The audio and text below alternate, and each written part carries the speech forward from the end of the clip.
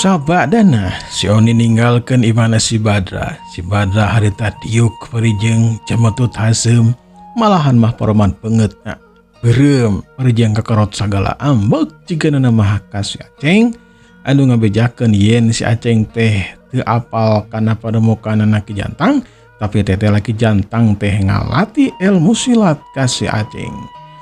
Angkawarah ieu mah si Aceng ieu kudu diwara ieu mah bener. Kudu dijajawet ku dewe. Awas si Aceng. Tungguan we sia walas ti dewe. Si Badra harita ngepelkeun peurepna terus ditenggel-tenggel kana dampal leungeun anu kenca bakating kesel ka si Aceng.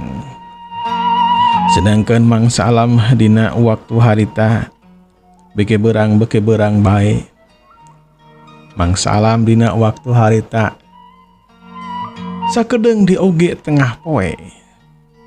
Si Aceng sabadana tepi harita ka imahna, terus manehana teh mandi.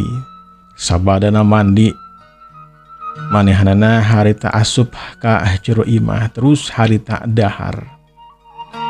Anu jadi kolotna harita banget sugema lantaran si Aceng geus ngawasa jurus-jurus anu diajarkeun ku Ki Jantang. Malahan majurus anu diajarkan ku si Aron oge geus kakuasai. Bah pernah henteu tumanya lantaran si Aceng harita keur ngadekul dahar, manehanana memang kudu loba giji.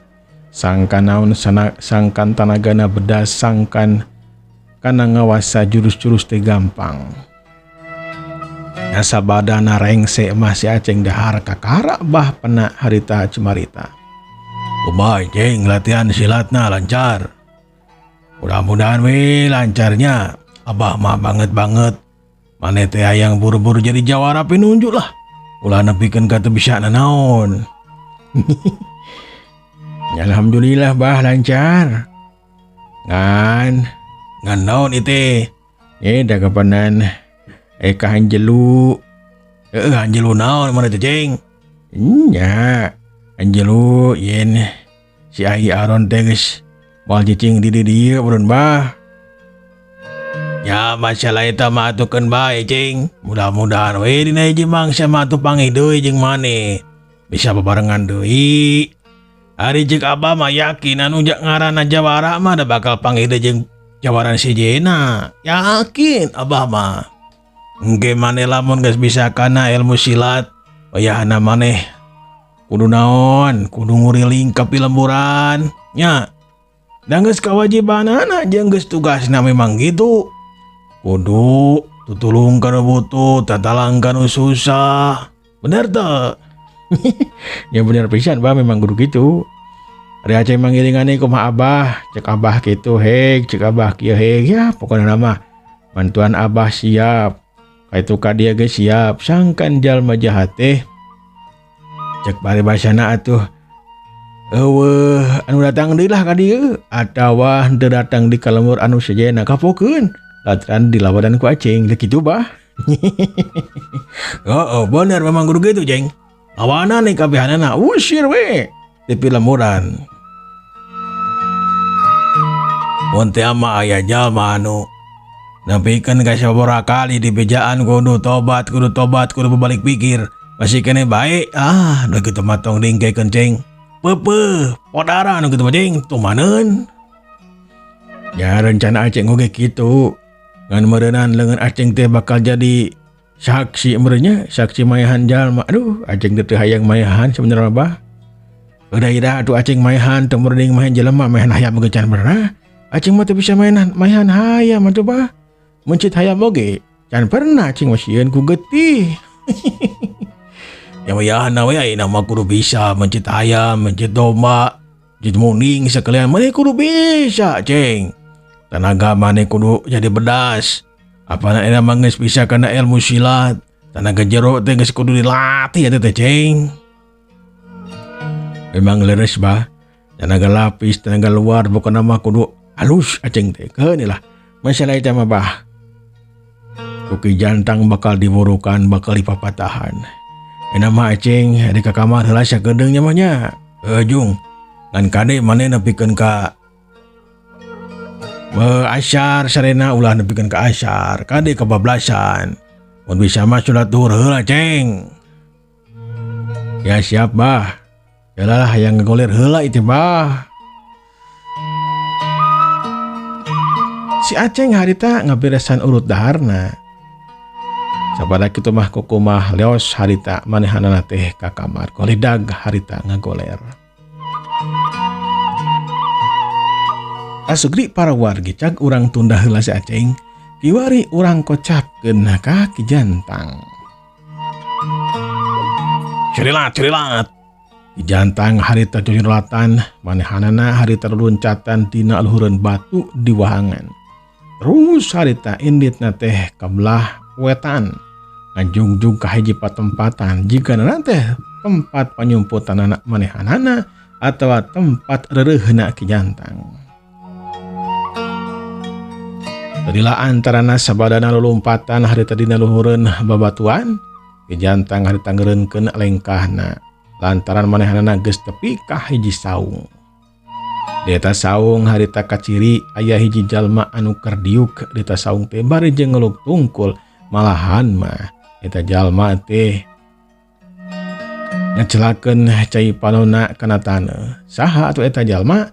Tetela eta jalma teh si Aron teh atawa Nyi Kanti teh. Kadatangan Ki Jantang ka dinya harita ngebungahkeun pikeun Nyi Kanti mah.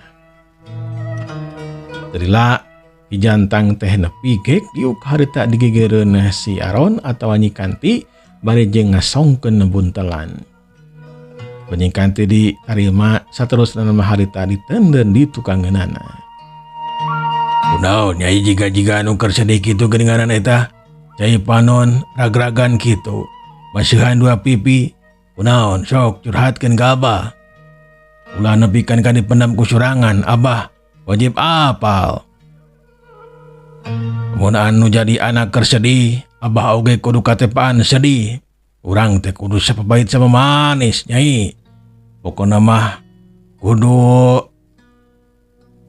bisa nyurhatkeun eusining hate. Sangkan Abah bisa mere buang bolongan ka nyai. Sok curhatkeun heula atuh. Nyi Kanti harita nyusutan heula cai panon anu ngalembereh kana 2 pipina. Sabada kitu mah pok harita Nyi Kanti teh cumarita. Aya masalah seleresna Babah teh. Abdi gaduh persoalan sareng si Aceng. Persoalan naon sok bejakeun? Bejakeun ka Abah buru. Ieu lalakonan Abah. Parabat Nyi Kanti harita nglalakonkeun anu geus kajadian dina poe kamari teh ya. Dina poe kamari waktuna teh pas sore teh ya. Dina waktu si Aceng jeung Nyi Kanti ngakujubar teh ya ka cai wahangan. Nu hantukna kumisna si Aron teh teuing ka mana ka bawa palit jikana nama. Godegna oge sarua. Sabadana rengse Nyi Kanti ngalalakonkeun eta kajadian pok harita mungkas kana caritaanana. Ah kitu bah, janten si Aceng mah parantos apaleun yen abdi teh mangrupa wanoja bah. Ki Jantang harita rada kaget oge. Tetela aya jalma sejen anu geus apaleun kana rusiah anu jadi anakna. Saterusna kumaha tah rencana nyai ayeuna? Jadi abdi mah bade neraskeun we nyatana nyamar janten si Aron teh ya bah. Keun bae. Tadi teh da Kang Acing terus ngobrolkeun yen rahasia abdi mah bakal disimpen dina hatena moal diumbar-umbar ka batur. Tah kitu bah. Saterusna ari nyai ka si Aceng kumaha bogoh atawa henteu? Si Aceng geus ngutarakeun kenapa maksudanana. Geus ngutarakeun isi hatena nyatana meuka cinta ka nyai. Da kumaha tah? Jawaban nyai. Atawa dek mikir heula. Atawa kumaha sok obrolkeun ka Abah. Ngeunaan eta mah bade ngimut heula bah. Margi kedah asak jajeuhan, kedah yakin heula hate. Teu tiasa kitu wae nampi hiji jalmi teh. Kedah puguh heula. Itu ti dieu na kedah pukuh heula ka bageran anak bah. Ya ngeunaan ka bageran mah memang si Aceng teh jalma bager katempo ku abah mah. Ya buktina we sok. Lamun teh mah si Aceng geus nyahoan yen nyai teh wanoja dalam menjalma anu belagu goblok mah bakal datang ke kamar nyai, bakal ngagoda, bakal itu jeung ieu jeung di bakal ngebolekeun ke rusiah nyai atuh da kabatur. Buktina we nepikeun ka ayeuna ge si Aceng mah teu pernah ngabolekeun ke rusiah nyai ka batur. Nyaritakeun teh ngan saukur ka Nyai Hungkul dina waktu si Aceng ngintip. Eta ge teu dibeja-bejakeun ka babaturanna mah. Ari cek abah mah Nyai, si Aceng teh termasuk lalaki anu hade. Bager jeung dipinter eta budak teh. Hayangna jadi jawara anu pinunjul. Kahayang inung bapana oge sarua hayang jadi jawara anu pinunjul. Hal ieu teh dorongan anu kuat pikeun si Aceng kana ngawasa jurus-jurus abah sangkan tereh bisana. Kabuktian sakali ngajarkeun bisa, sakali ngajarkeun teh bisa terus kitu. Geus 2 poe ngajarkeun jurus ka si Aceng ku sakali geprakan oge manehanana geus bisa ngawasakeun jurus abah. Jadi hal ieu teh cik abah mah tarima we lah Nyai sok, tarima. Jikan teh harita gideg manehanana kudu bisa ngayakinkeun kana naon kana hatena yen si Aceng teh jalma nu bager. Abdi mah bade ngemut heula. Kakang Aceng parantos nyarios yen saminggu ti ayeuna atanapi engke bakal ngahubungi di Kakang Aceng ngeunaan jawabanana. Mun teu mah jawaban abdi sadayana oge bakal ditampi soron teh kitu bah. Ya pasti bakal ditarima ari. Nempo kena galagal si Aceng pasti bakal ditarima. Ngan abah teh suka sieunan. Sumangetna manehanana dina diajar ilmu silat sok bisi jadi runtag. Sok bisi eureun di jalan. Tah eta anu kasieunan abah teh Nyai.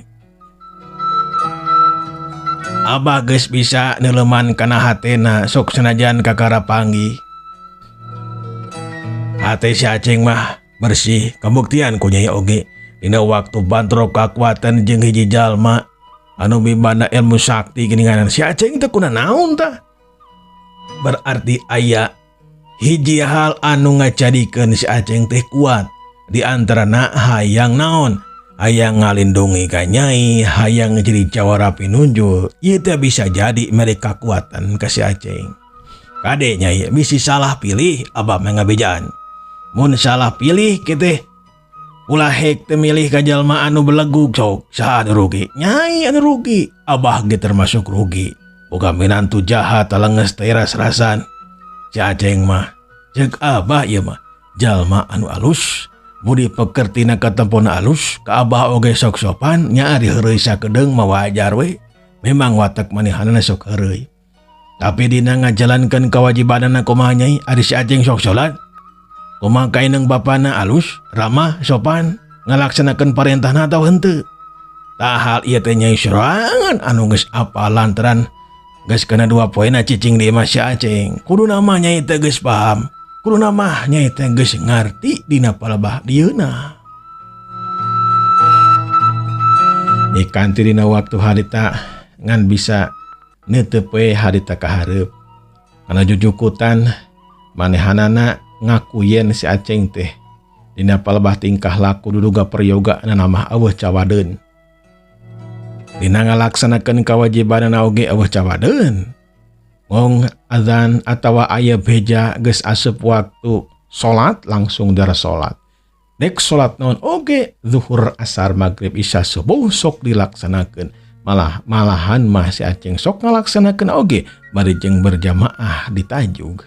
Sedangkan manehanana mah harita dina waktu diajak teh aku si Aceng ngalaksanakeun salat oge di kamar sok bisi katohian yen si Aron teh wanoja. Oh dina palebah dieu mah bah memang Kang Aceng teh aya cawadan, teu aya cawadeunana. Tapi duh kumaha abdi teh geuninganan asa kumaha gitu. Tong asa kumaha tanya kana hate Nyai. Bogoh henteu. mun bogo buru-buru utarakeun sok bisi sok si Aceng teh berpaling ka wanita lain. Lebar nyai. Abah mah hayang boga minantu teh anu turut tumut ka Abah, ngalaksanakeun perintah Abah, ngajauhan laranganana, tak kitu. Ulah loba-loba mikir lah. Buru-buru tarima. Buru-buru tarima. Sok, buru-buru tarima. Mati asa bah, abdi kena ngimut heula. Jantang dina waktu harita teh bisa maksa kalau jadi anakna lantaran kaputusanna memang aya di anu jadi anakna. Ngan bisa kogoda gue lantaran Nyi Kanti kalahkeun ka ngundur-ngundur waktu. Kudu nama tong diingkekeun, kudu langsung ditarima. Kana kahayangna si Aceng anu geus ngutarakeun isi hatena yen si Aceng teh bogoh ka saha? Bogoh ka Nyi Kanti. Sajongjonan mah duanana eueuh anu cemarita sing haroleng we kalecokna teh aya dina jero hatena masing-masing.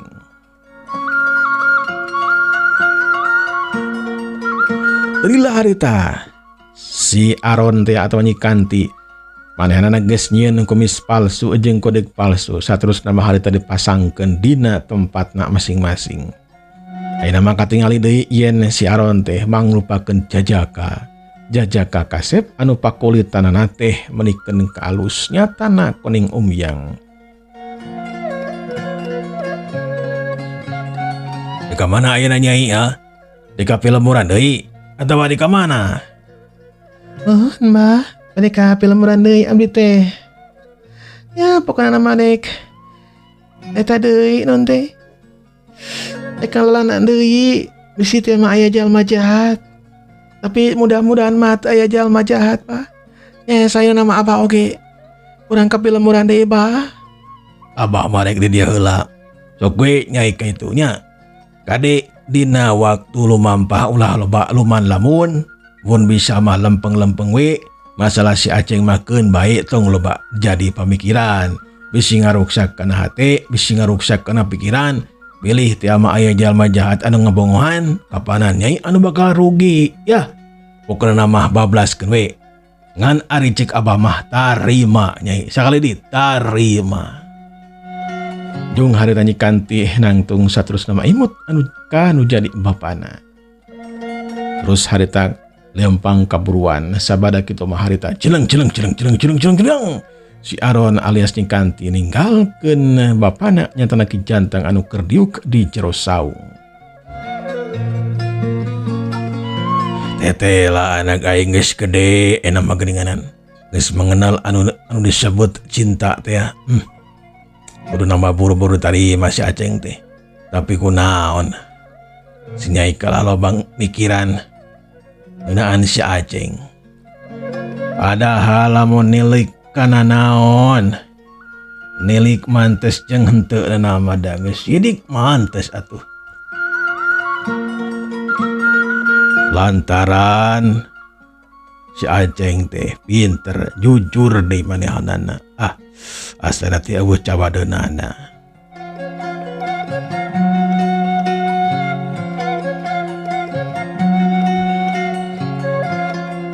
Di Jantang harita nyarandai kana bilik saung.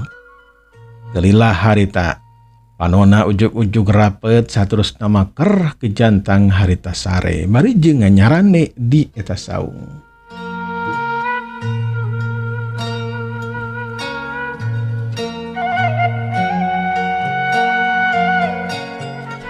Nyadelekna mangsa alam harita. Teka rasa mangsa alam teh apal-apal harita geus peuting deui bae. Ronda-ronda di tiap lemur digalakeun deui, diaktifkeun deui ku pupuh lemurna masing-masing. Teu aneh loba jalma anu ngajalankeun kawajibanana nyatana ngaronda peuting teh. Alhamdulillah dina peuting harita lemur tales aman. Di lemur anu sejena oge lemur leuwi aman. Lemur rajah Eceng aman. Lemur sindang layu oge sarua pada aman. Jeung lemur-lemur anu sejena oge sarua aman dina peuting harita. Kocapkeun dina poe isukna harita si Aceng geus memuluk geus sarapan. Sabadana beres sarapan atau memuluk mah si Aceng geus ngenceling init deui harita anu dituju teh nyatana deketeun wahangan teh apalagi manehanana latihan ilmu silat jeung Ki Jantang.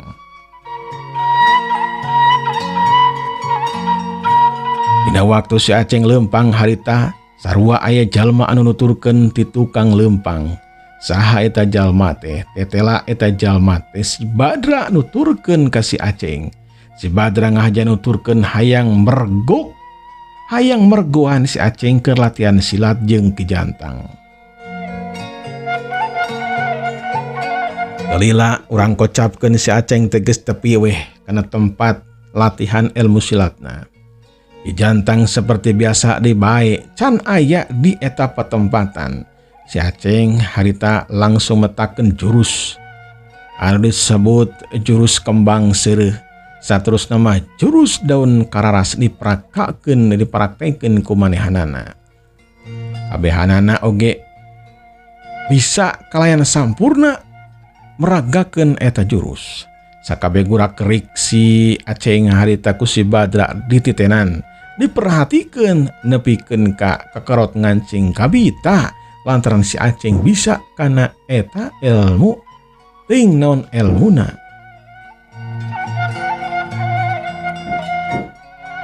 Dalamun kongang mah si Badra teh dina waktu harita hayang we luncata langsung narajang ka si Aceng ku bakating ku kesel jeung ampek lantaran si Aceng teh teu ngajakan ka dirina. Malahan mah jiga-jiga anu memang emung apal si Badra mah atawa mung sangkan ulah apaleun lah gitu. Jika si Aceng teh ngaulahan ka si Badra sangkan latihan ilmu silat. Padahal mah si Aceng teu pisan-pisan hal ieu teh memang teu bisa maksa ka Ki Jantang lantaran kakawasaanna mah aya di Ki Jantang. Mun teu mah Ki Jantang nerima murid teh anu sejenna yang geus pasti we moal bisa dihalangan. Tapi lamun Ki Jantang emu narima nyawayah nawe. Surilat harita Ki Jantang geus tepi kadinya. Cidualit celik.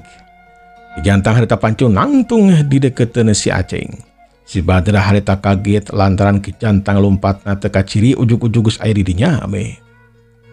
Dar harita si Aceng diburukan deui wae.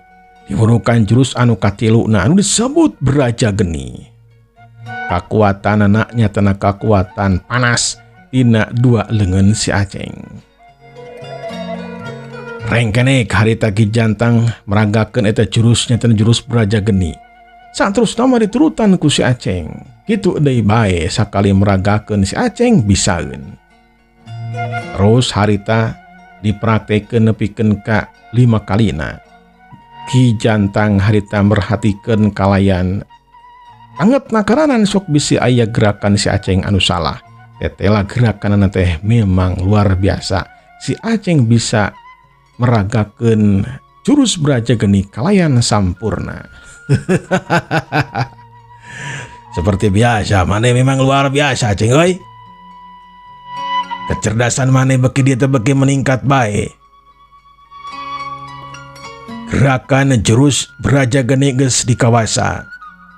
Anu acan diajarkan ku Abah ternyata tenaga lapis. Keun we lah tenaga lapis mangke terakhir ku Abah bakal diajarkeunnya. Sok aina peragakeun deui teh jurus anu kahiji, kembang seureuh sok peragakeun. Der si Aceng harita meragakeun jurus kembang seureuh hut het sorangan. Saterusna mah jurus daun kararas, terus nepikeun ke jurus Braja Geni. Dina waktu meragakeun 3 jurus eta katempo ku Ki Jantang.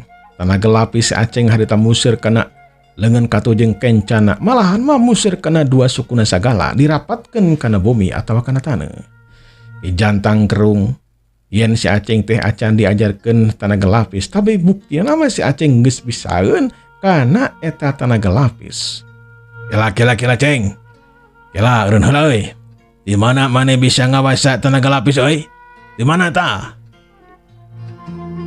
Tenaga lapis kumaha coba? Eta bieu mane ngagunakeun tenaga lapis eta leungeun katujeng kencan teh make tenaga lapis. Katampo ku Abah, di mana eta? tenaga lapis mana bet boga eta di mana sok bejakeun ka Abah. Dukanya eta bah da perasaan masa can diajarkeun na tenaga lapis. Jugaan si Aron pernah ngajarkeun tenaga lapis? Henteu. Si Aron mah teu pernah ngajarkeun tenaga lapis bah. Ngelamun ngajarkeun jurus nya ngajarkeun jurus mah. Jurus anu geus diajarkeun teh aya 4 ti si Aron teh. Lantaran manehanana teh geus janji ka Aceng yen dek ngajarkeun eta jurus kabehanana. Ari Aceng mah sabenerna mah teu diajarkeun eta jurus teu naon, da ayeuna diajarkeun ku Abah. Tapi si Aron teh ngajarkeun jurus-jurusna, jurus kembang sakti, curat sayang, tenggelan beraja jeung tameng kilat. Tah eta teh geus kacangking ku Aceng bah. Tapi dina masalah tenaga lapis mah teu pernah ngajarkeun. Aneh ah. Asa mustahil maneh teu diajarkeunna tenaga lapis ari ayeuna bisa geuninganan. Tadina masalah ieu mah duka dah. Da teu ngartos Aceng mah teu bah. Dengar teu pisan benerna oge. Suer pokona mah. Dijantang ngahuleng lantaran hal ieu teh aneh. Si Aceng teu latihan kana tenaga lapis tapi manehanana bet bisaeun nyalurkeun tenaga lapis. Ya geus atuh ari kitu cara nama lah. Ayeuna Abah rek ini teh nya isukan urang papanggih deui dieu. Surilam ki jantang harita lompat tinggalkeun eta patempatan. Sabadana ki jantang harita ninggalkeun eta patempatan, cilong harita aya nu asup ka dinya nyatana ka tempat anu dipake latihan ku si Aceng.